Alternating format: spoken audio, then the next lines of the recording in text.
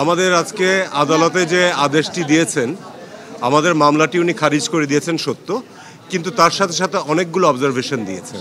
তার মধ্যে প্রথম যেটি, বা পুরোটাই যদি বলি, সেটি হচ্ছে সেটি হচ্ছে যে একটি গণতান্ত্রিক দেশে বিক্ষোভ করা বা কোনো কিছু, সব কিছুই আমাদের সাংবিধানিক অধিকার, এটা মানতে হবে। শান্তিপূর্ণভাবে যে সাংবিধানিক অধিকার রয়েছে আমাদের, ফ্রিডম অফ অ্যাসোসিয়েশন, সেটিকে মানতে হবে। আমাদের যে প্রোটেস্টের ব্যাপার, সেই প্রোটেস্টের ব্যাপার উনি বলেছেন এটাও তাদের সাংবিধানিক অধিকার।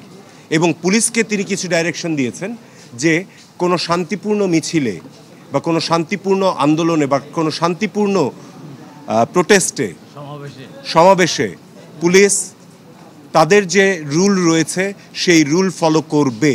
এবং সেই রুলের মধ্যে বলে দিয়েছেন যে যেটুকু ফোর্স তাদের করা উচিত ওই পরিপ্রেক্ষিতে তার চাইতে বেশি কোনো কিছু তারা করবে না।